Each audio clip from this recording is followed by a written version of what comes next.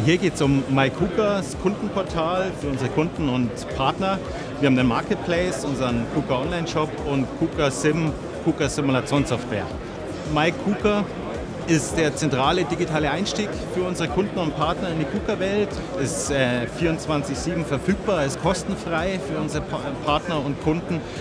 Hier finden sich Informationen über Produktportfolio, Absprünge zu anderen Applikationen bei der KUKA.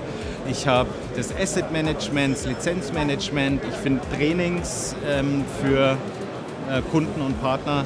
Eine Weiterentwicklung ist im Marketplace ein Roboter-Konfigurator in Bezug auf iKUKA und den Easy, also sozusagen der digitale Touchpoint oder ein digitaler Touchpoint für unsere Kunden und Partner.